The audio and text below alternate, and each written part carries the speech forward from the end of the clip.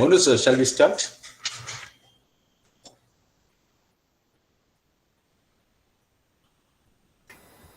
Yes. Yeah, please. I think now we can start. Good.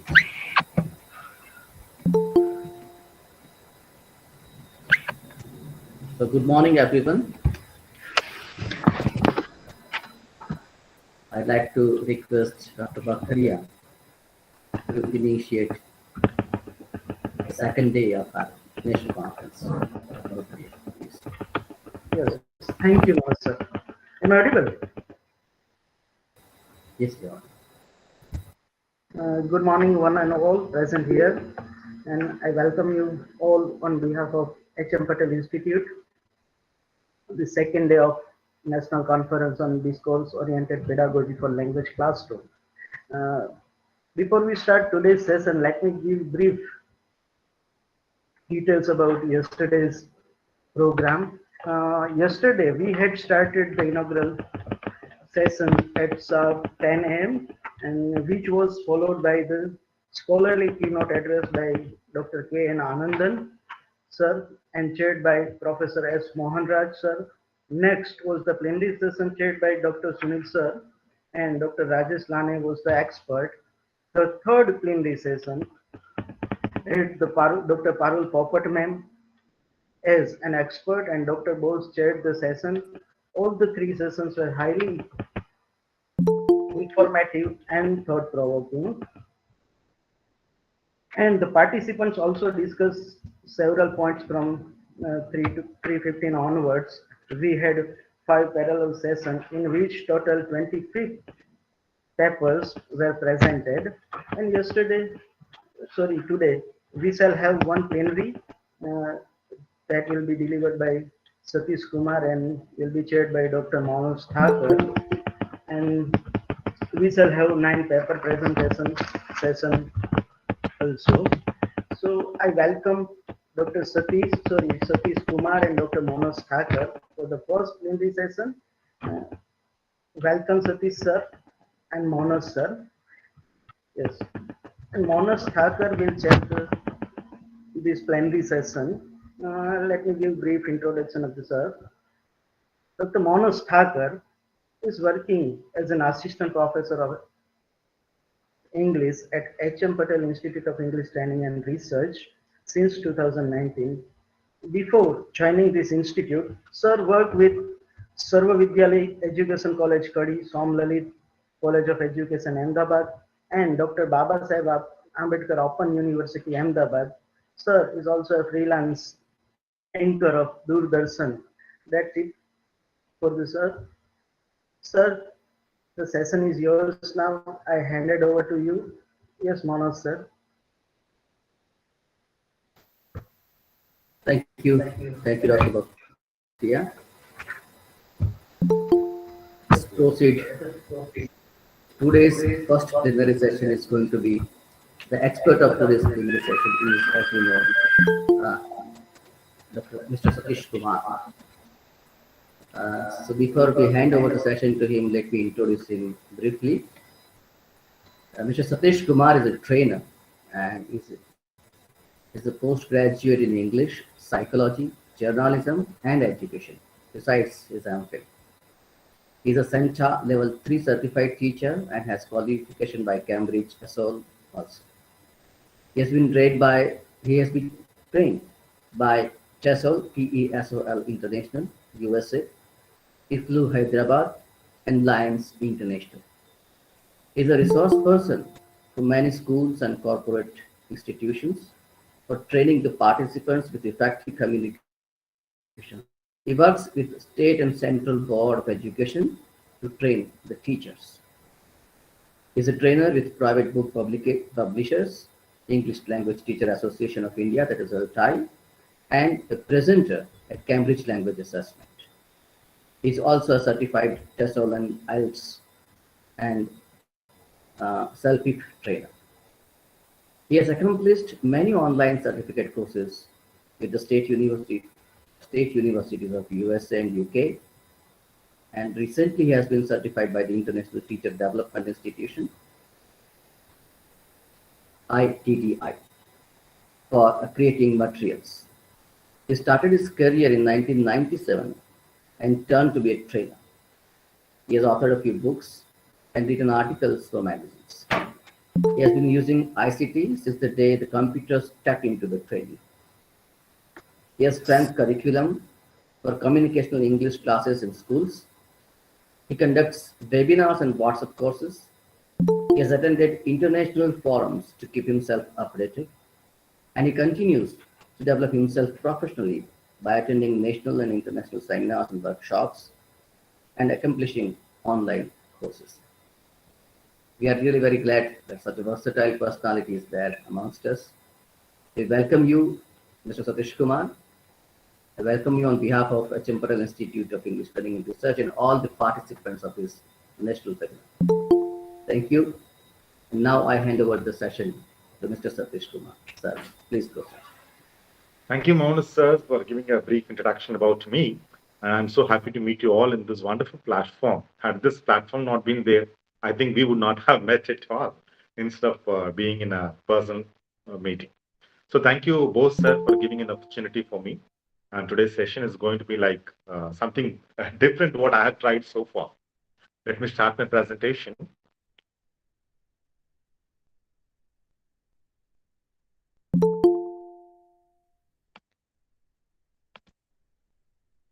So today's topic about constructivism in ELT. So this is the topic what I've taken now. So this being very topical now, it's because after the COVID situations, we have started doing online education. And now online was very new to everybody, not even a single soul. Everybody, online education was new as far as India is concerned. But every one of us did it and learned. It was not like learned and then did, right? So from the children kindergarten to PhD, we were doing online. We just dived into it and then started learning. It's not that we learned swimming and then dived into. We dived into that and then started swimming. So I feel this topic is very, very topical today. It's because we are going to speak about constructivism in ELT. Now comes the question, what is constructivism in English language teaching? Constructivism in language teaching is based on action-oriented and cooperative learning. We make the children learn in a group. We give lots of creative activity in the classroom. They complete a project and then learn the concepts of the grammar or any kind of thing that we wanted to teach. Here, in this constructivism, student autonomy is more concerned. It is like more like student-based teaching, not teacher-centered classroom. Awareness of learning, language awareness, and intercultural awareness is very important in the class of constructivism. So every child tries to learn from the other child. Peer learning is given more importance here. The basic premise of constructivist theories is that people create their own meaning through experience. That's why I told you we dived into and then started learning. We give importance for the learning what I have learned by means of my own experience. This constructivism was born on the basis of Piaget's cognitive development and Vygotsky's structural theory. It's a combination of both of their theories. From Piaget, we get active learning, assimilation, accommodation. From Vygotsky, we get social constructivism, group work, apprenticeship. So this learning has combination of both of their concepts. In this constructivism, we are based on top-down instructional methodology. We give a solution, we give a problem, make them solve it, and then they come slowly by the concepts. Rather than teaching all of the details and then lead to a main idea, students discover the main idea and then derive the details. In case we want to teach them active and passive voice, we give lots of sentences in passive voice and tell them to mark what are certain things what we wanted to know. We say the verb, we say the be form, they mark everything. And finally, they frame their rules saying that in passive voice, we use be forms. We use the passive form of the verb. So this is a top-down approach. According to Brunner, learning is an active process in which learners construct new ideas or concepts based upon their current and past knowledge. So they compare the knowledge, what they have heard earlier, and then they compare with the present learning and then come out with a new learning. It's not necessary. Even I keep, whenever I go for the training, I tell the teacher, teach the students, let them learn. Don't tell them that this is what you have to learn from this concept. You teach, let them learn. So sometimes we can see the magic that students learn something which we have not even expected to teach. So the learner selects and transforms information, he constructs hypotheses, and makes decisions relying on a cognitive structure to do so. Cognitive structure, there is schema, mental model. So immediately when a child comes across it, suppose in your case, you're going to teach them like instructions, right? When you start teaching the instructions, they might think about some of the manuals they have got for certain making something to do, and they compare the manuals, user manual, and the instructions you have. So cognitive structure provides meaning and organization to experiences and allows the individual to go beyond the information given. That's why I told you, teach, let them learn. So constructivism and language teaching. What is the foundation of this constructivist approach? It's about constructing knowledge, not just receiving it. So the meaning of education has been changed now. We are not doing the classroom teaching. For the past 1.5 years, we could see the students who are involved in learning, not in the four walls. We involved a lot of differential instructions during these days, right? So it's about, they construct their knowledge. They don't receive the knowledge from others. It's about thinking and analyzing, not accumulating and memorizing. You're not allowing the children to memorize the accumulated information.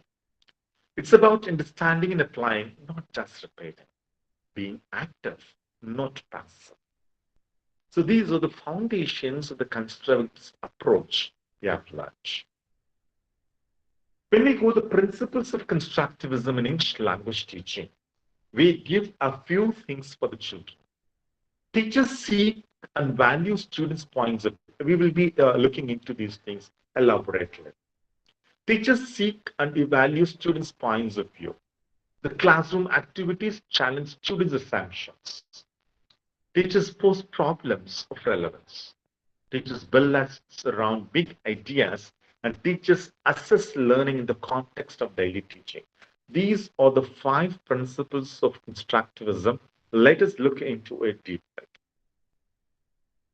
Teachers seek and value students' point of view. So here, it's not like one place where the teacher delivers the lessons and the students take that. Unlike traditional teaching, see here students are expected to provide one right answer for each question. But now we can expect the children to come out with lots of options. So in a constructivist classroom, students are encouraged to elaborate on their ideas and use their evidence to bolster their opinions. To support your questioning, we use inquiry-based model here, inquiry-based teaching here. We make supportive questioning. Teachers can get students to communicate what they are thinking and why. So teachers can think about what students think. Think about thinking. So we can say here, think about thinking. So students through supportive questioning, teachers can get students to communicate what they're thinking and why they think so. So the question of why comes and makes the children to listen to a lot. Classroom activities challenge student assumptions. So when you give a classroom activity through constructivism,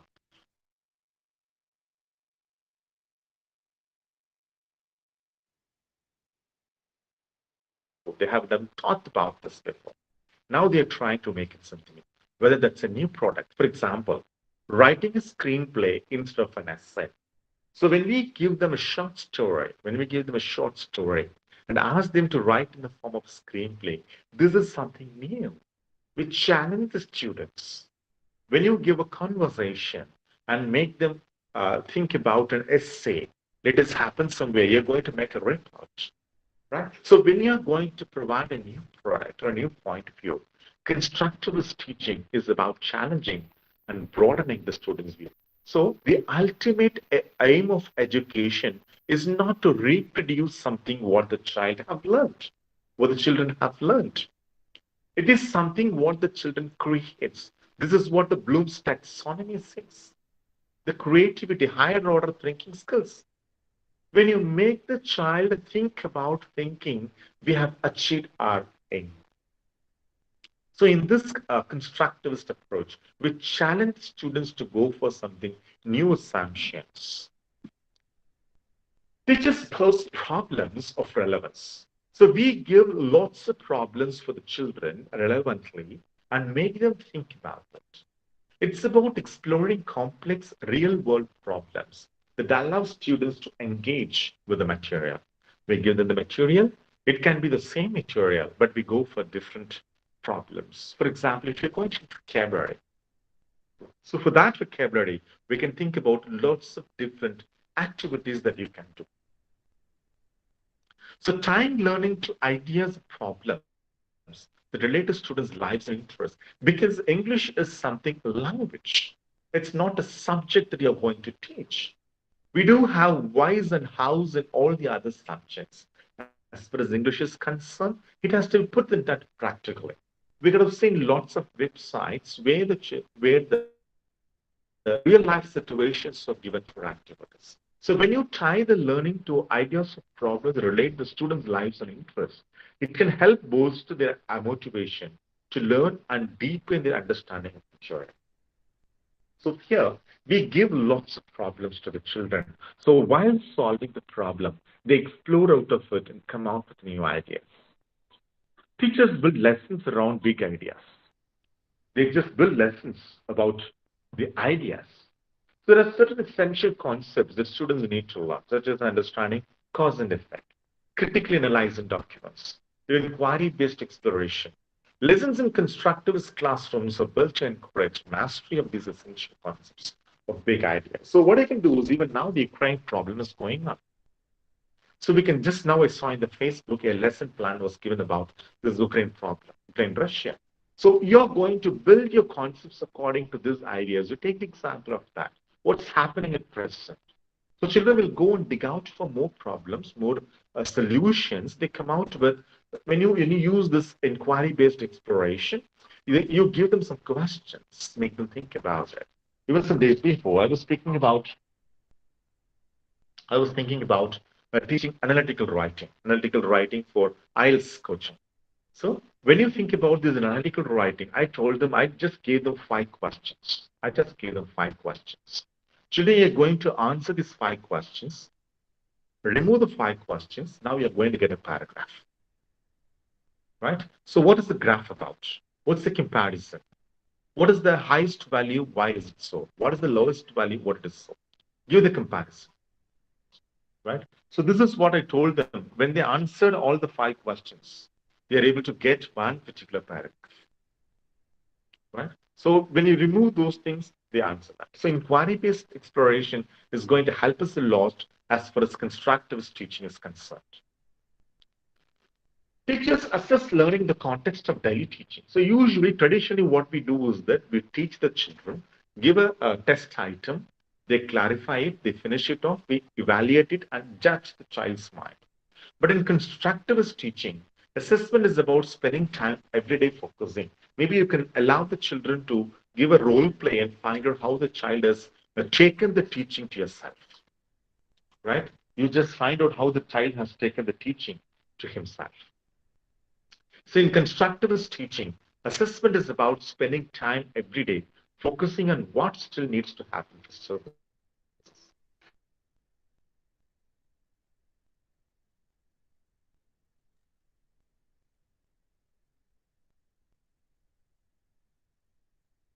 give me an idea. What type of assessment do you do? Please put it in the chat box. What is the type of assessment that you do? Please put in the chat. I'll be waiting for a few seconds.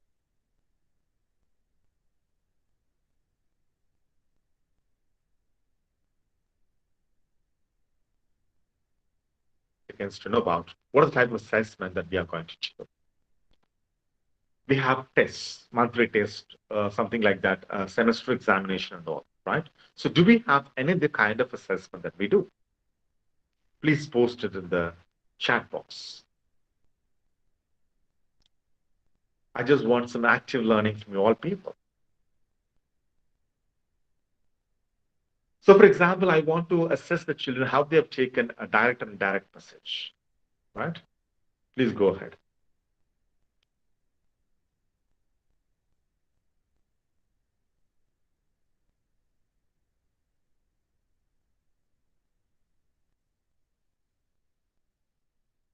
Got a few messages, I believe. Performance-based assessment, formative assessment, summative assessment. We assess students on tests and encourage students to discuss 5 new items daily before the class starts. Beautiful. Extempore, speech, etc. as part of. Okay, formative assessment. Great. So when we think about what item doing to it. What language item are we going to look into it? Activity-based assessment. So my dear participants, Soumitra Sarkar Rai has given a beautiful information like debate. So what language item can be assessed by means of debating? Please. Good morning, sir. Good morning. Sir, very good question, sir. And in CBSE for class 12th, it's a 10 marks question debate. Exactly. So in a debate that students learn how to put forth their point, how to try to relate it and to show that I am going in the right way, and whatever the conflicts are coming, they try to sort it out in a very positive way. Thank you, sir. That's exactly. So here, as ma'am said about, this is the way that can be done. So I can think about what are the other areas that we are going to judge accordingly in that, right? Let me come back here.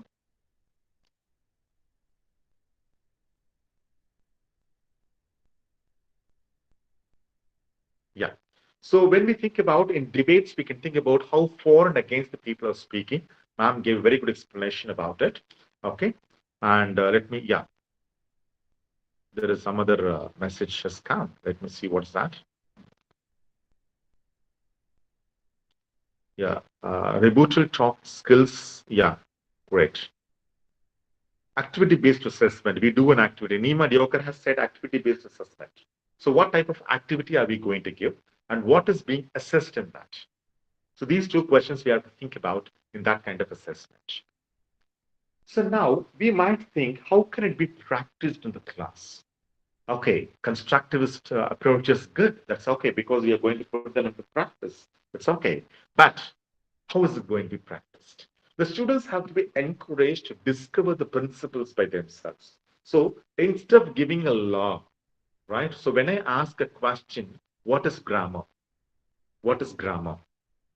So child, you may get teen explanations what is grammar. I just came across a very simple explanation of grammar is the art of putting the right words in the right order. The art of putting the right words in the right order. Then I asked them, what's poetry? I asked a question in the classroom, what's poetry? What do you mean by a poem? Poem or poem, we give lots of different pronunciations in that. So what's poem, I asked. Then he told something which is tough to understand. That was the answer which was given by one of the children, one of the students in my classroom when I asked the question, what do you mean by a poem? So the child said immediately, something which is very tough to understand. Right? Then I gave them a few poems which they can understand by themselves. Then I asked, what's a poem? So something beautifully narrated. So when you read the Stopping by Woods by Snowy Morning and the Road Not Taken or the Daffodils, right? So these poems, I just read them out, the poems.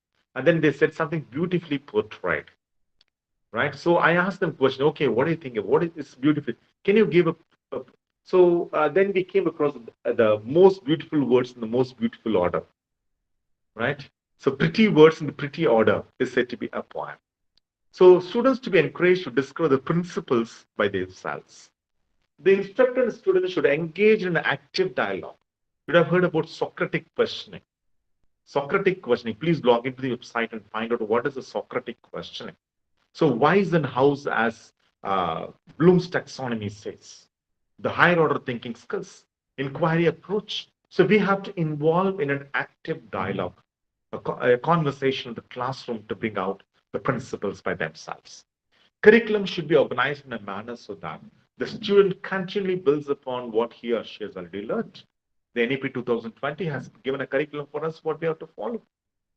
Right? So the curriculum has to be interdisciplinary curriculum is also very good. You compare that particular subject with all the other subjects. When you teach them that in direct speech, we teach values to them. Right? So when direct speech is changed into indirect speech, from here you speak there, you convey something to that. You convey something from one person to another person. But we add a few more words here and there. We change certain things. So from that, we can give a value that if someone is saying ill of others, don't convey the same thing in the same manner. Change certain things. Give it in a polished manner. We teach them like that. The instructor has to translate information to be learned into a format appropriate to the learner's current state of understanding. So here, when we teach the same concept, maybe like when I do remember when I was doing my school's graduation, the selfish giant was a lesson, right? I did in my high secondary, I think. It was in high secondary, yeah. For 11th and 12th, I did that. But now when I came across a few books here, a 7th standard child has that same, the shellfish giant. So 12th has now come down to 7th, right? So when you teach them, you have to use a proper format which is appropriate to the learners. So these are different stages of constructivist classrooms. You invite lots of ideas. Brainstorming happens. We explore. Maybe you might think, so when am I going to complete my portion? Syllabus, we are going to conduct lots of, we have a calendar which we have to follow. So though we are not going to do it for all the lessons we are not going to do, at least for a few topics we can think about it. We invite lots of ideas from the children. We give the concepts, we give the examples, we give the everything, and then finally find out what are the ideas they have. The children have the ideas. We explore it, explore each and every idea. Then proposition, from that we propose the ideas, what can be done and everything. We give explanation to that, give the solution, and then take action. What are the different stages of constructivist classrooms? The constructivist classroom also focuses on daily activities when it comes to students' work, as I already told you.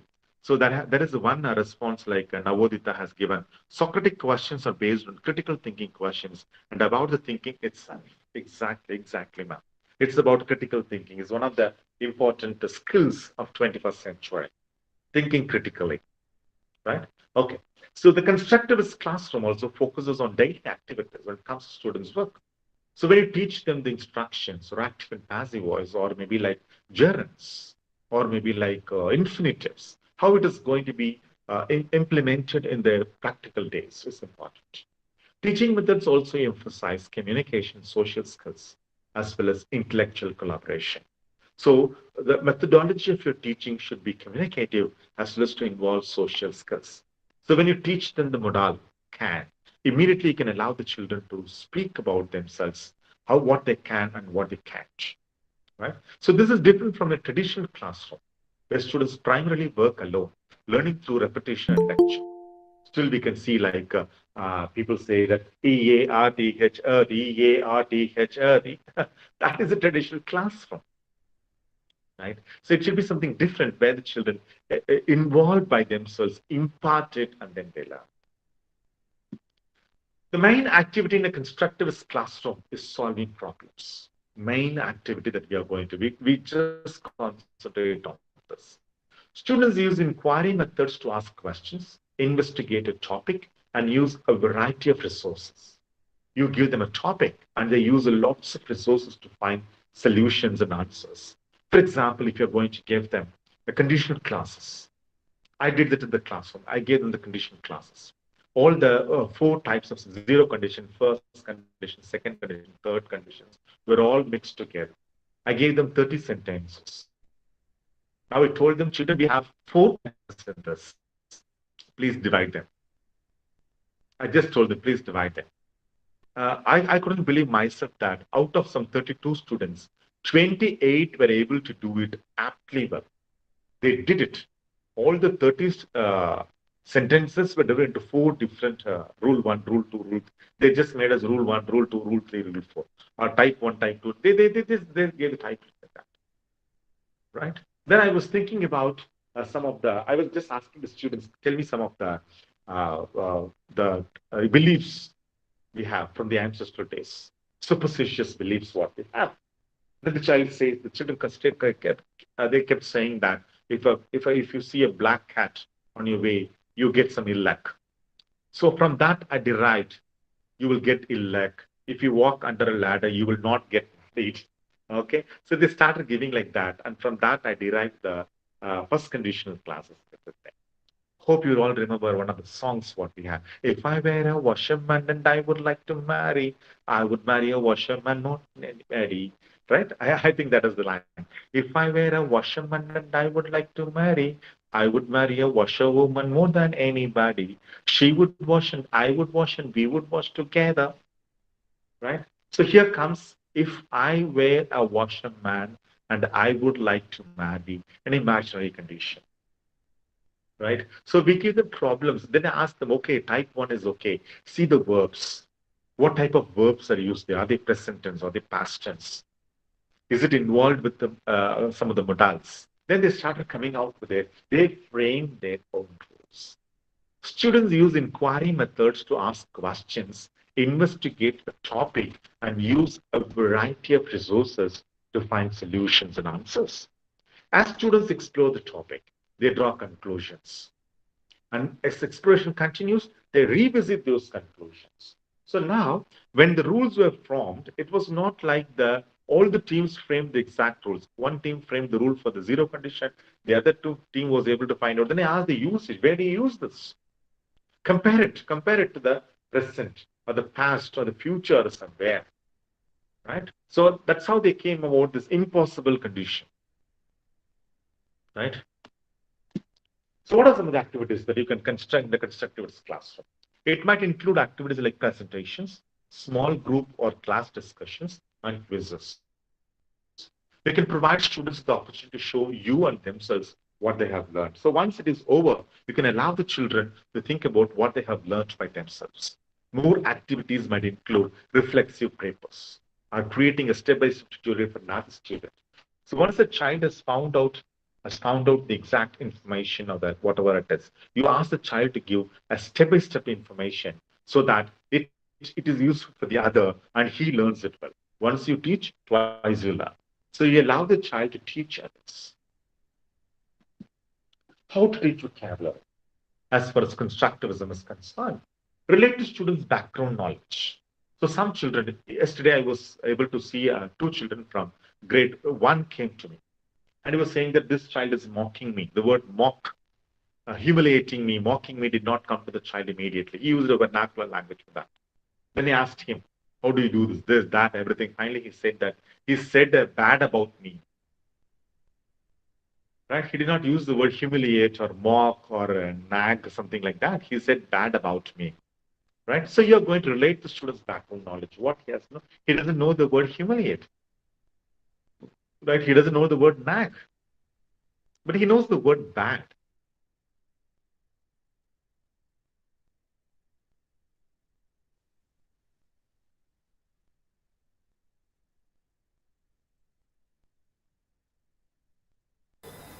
Excuse me, you are muted, sir.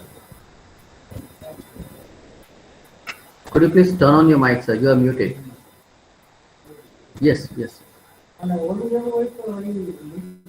Sir, Mr. Satishkumar, could you please turn on your mic?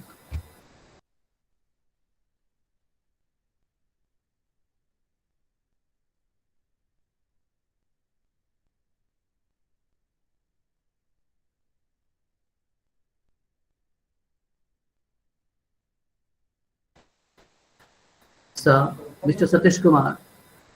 Sorry, sir. Sorry, sir. Hello. Can you hear me, sir? You are muted. Mr. Satishkumar.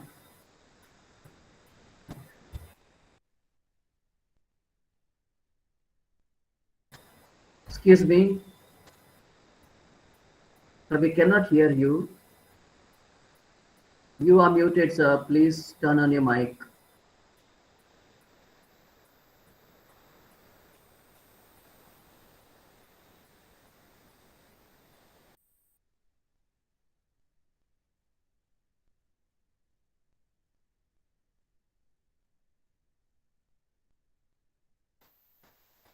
Hello, Mr. Satish Kumar. You are muted, sir. Please turn on your mic.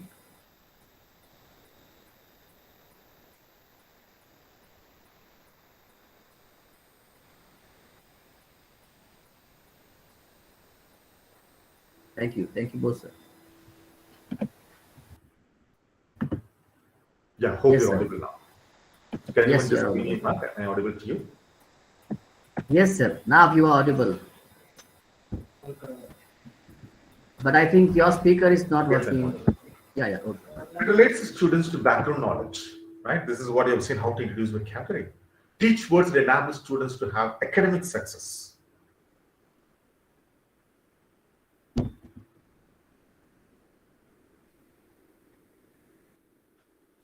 Use examples.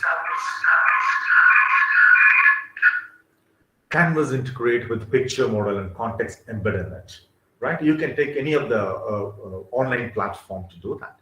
Show pictures whenever possible so that child can relate to that. Use picture vocabulary dictionaries. Provide graphic organizers. They are available a lot on the website, which helps students build associations. Integrate as much possible as through thematic units. Integrate reading and writing and work toward expressive vocabulary. So now reading is not different from writing. So out of the four skills, listening, speaking, reading and writing are more or less to be synthesized, synchronized. So integrate what they read and how they can write and work toward expressive vocabulary. How to teach grammar as far as a constructivist teaching is concerned. So constructivist approach in grammar teaching helps inexperienced teachers understand the learning and teaching aspects of core grammatical concept. So for each and every grammatical concept, just see where we are going to apply it. Which area are we going to apply it? So constructivist approach in grammar teaching helps inexperienced teachers understand the learning and teaching aspects of core grammatical concept. The constructivist approaches to grammar involves teaching grammar in context. This simply means the grammar is taught using the students' own writing as models. So take the children's own writing. From that, the constructivist approach of grammar teaching can be done. The constructivist approach helps students understand that evaluating grammar in their writing is a part of the revision process. If you take one child's article and give it to another child and try to find out whether it is a vocabulary mistake or grammar mistake or spelling mistake or punctuation mistake. So while correcting the other child learns it. So these are the few ideas that you can do in the classroom as far as this approach is concerned. Many lessons or teaching moments inspired by student work. They're designed to be brief. They address student writing needs in context as they arise. This technique provides students with additional opportunities to discuss their own writing as well as the writing of their peers. So they have to write a short lesson, 5 to 10 minutes. They design a lesson for 5 to 10 minutes. So they address the student writing needs in context as they arise. So when you are able to look into that mini lesson, you will know what has to be taught to the child and how it has to be taught. Grammar journals. This will help the children a lot. It is a notebook in which students keep records of sentences they have written that contain grammatical errors. Maybe you can think it out. All students write with grammatical errors. So what? Even for editing and drafting, I've taken only from the student's passage. I don't go and take it from other workbook or something else like that. I take it from the student's passage and give it to the examinations. Sometimes they say, sir, this is what I wrote in the last exam. So this was in my paper in the previous exam. They come and show that, saying that their question has occurred in their editing and drafting. So here, that can be mentioned in the that can be taken by the students themselves. So sentences are obtained from students' work submitted to instructors. Teachers can guide students to these errors without correcting them by placing a dot in the margin where the error occurs. So this is how I told you can exchange into it in case you wanted to. After identifying the errors themselves, students then copy problematic sentences in their journals and rewrite the sentences, making alternative stylistic choices to improve sentences. So this we have got in the CAT examination, whether the sentence need improvement or not. So once they identify the errors, they identify how it can be improved, and then they copy it in their own notebooks. To take full advantage of their choices, students can rewrite their improved sentences several different ways. Students who do not have significant grammatical problems can use a grammar just to recognize their range of choice. How have they performed it? Whether they can improve the sentence or not. One-on-one conferences. During one-on-one conferences, instructors may require students to bring their grammar journals. They discuss some of the editing choices they have made in their editing journals and to monitor students' progress in identifying and correcting grammatical errors identified as problematic in their work. So we allow the children to bring their grammar journals. We discuss whether this is the error can be corrected or not. If it can be corrected, how it can be corrected. If it can be edited, how can it be edited? Yeah, groups. Mini lessons can often be used as a group activity. The group activity provides students the opportunity to talk out the rationale for grammatical choices they have made. Right? So they can talk out what proof they are going to give for this particular grammar choice. Why should they plan to write it in the present tense? Why should they plan to write in present perfect tense? They can think about it. This strategy is successful because students engage in dialogue with their peers about their writing. This approach reinforces the concept of learning communities. These are the 4 keys where this constructivist classroom rely on. Shared knowledge between teachers and students. Shared authority between teachers and students. We share even the authoritative tone between teachers and students. Teachers act as a guide or facilitator. They are not just a knowledge conveying machines. Learning groups consist of small number of students. We are not going to put all the people together. So there may be a question, why constructivism in ELT? So this method of teaching is effective for students who learn better. Maybe like you can think about students who learn by means of doing and learning. Kinesthetic learners, not auditory learners or visual learners. So this method of teaching is effective for students who learn better in a hands-on environment and help students to better relate the information learned in the classroom to their lives.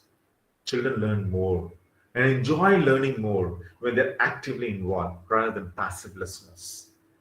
So it has been like a chalk and talk methodology. It had been like chalk and talk methodology.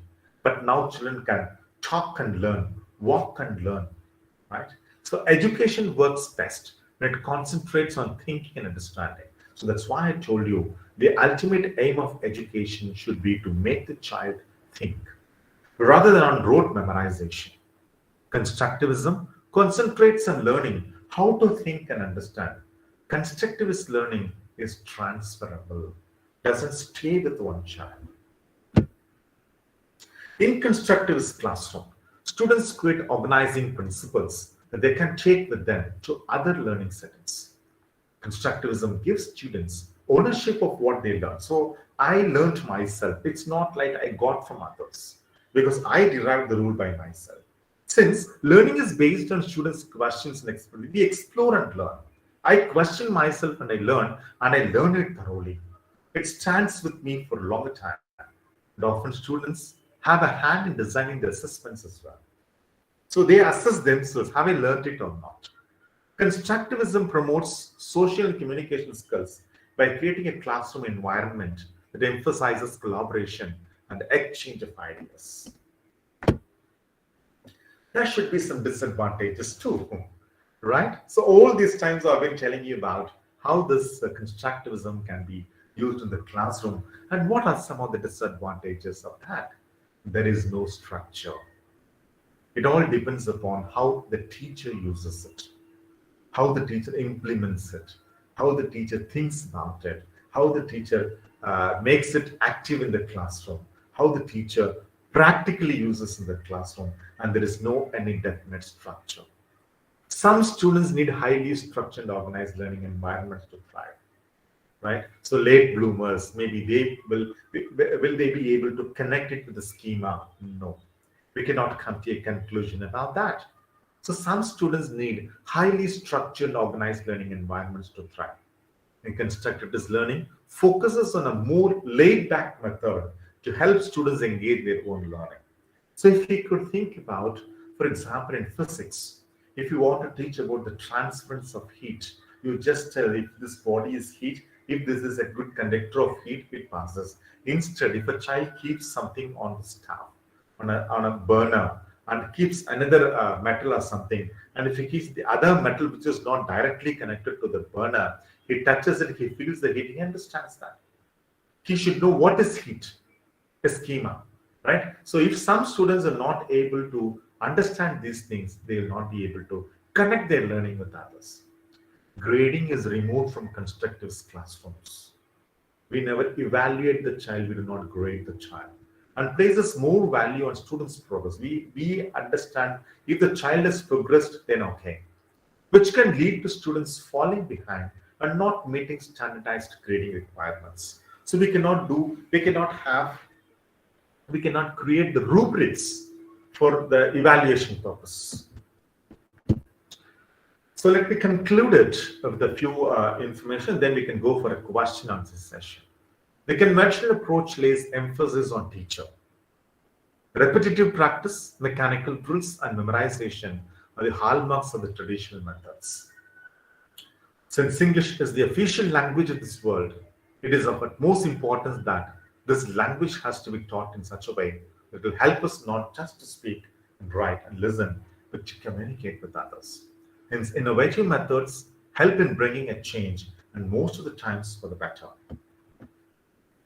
It helps the students learn faster and efficient, interesting, interactive manner. It is the teacher's responsibility to lead the traditional methods and adopt innovative strategies cooperatively, smart classroom, interdisciplinary approach, and flipped classroom. Among these, constructivism is such an approach which engages the learners in such a way they construct their new knowledge. Constructivism, constructing their new knowledge by correlating it with their previous experience. This approach, this constructivist approach, is very helpful in developing basic communication skills, which is required to communicate in English language.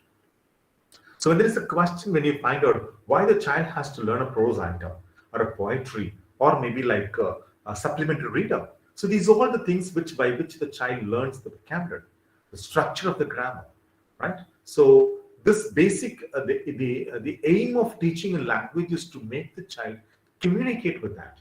So this constructivist approach will help the child to communicate in English language. Therefore, constructivism approach has become an indispensable tool in the English language classrooms to find the best ways for both students to learn effectively and teachers to teach efficiently. So with this, I can take conclusion of my session, of my presentation. And if I have any questions, I'm ready to answer to that. The chat box is ready for you. Yes, as constructed classroom activities are time consuming, one day in a week, and definitely you can do that in one day a week. Maybe like if you're going to do it a period a week, that will be far better for that.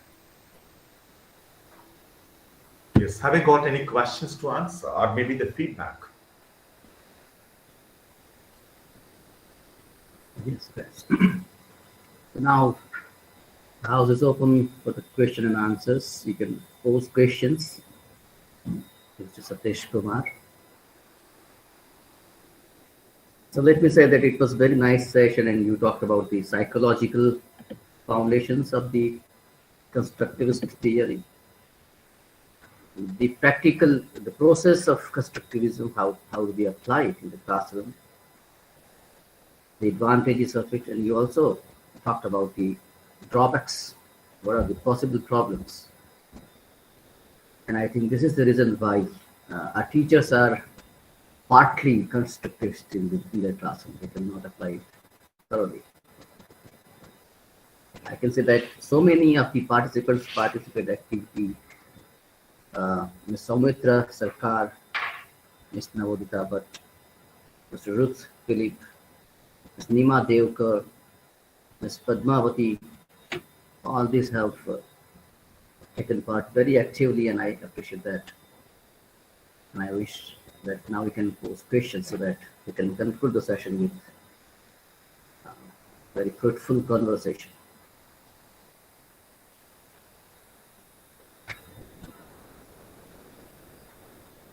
Is there any question? Thank you, sir, for giving. Yeah, it's a beautiful opportunity. And I'm sure that I was able to learn something when I digged into this topic. That was really a wonderful session, sir. Thank you. Thanks a lot. Okay, thank you very much, sir. So now, since there are no questions, we would like to conclude this session, friends. I thank you, Mr. Satishkumar, for such a nice session. And I think most of the questions, both, sir, would you like to share any views on it? I think most of the questions were already answered in the session, so people are reluctant to pose a question.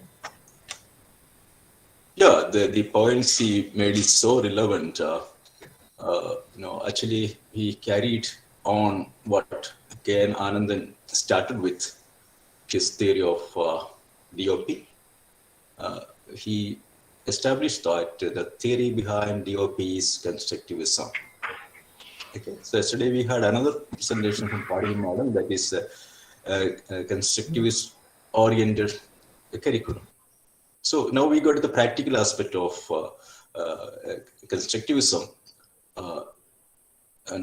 from Satishkumar, because most of the speakers, when I attended seminars and conferences, they talk about the theory of constructivism, but here Satish was able to show the actual practices that we can adapt in English classroom.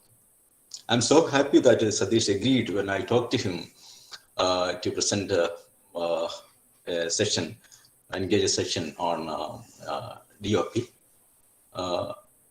I'm so happy to say that, share a thing that Satish was my classmate on one of the online classes years back, maybe 10 years back when I was in Jamnagar.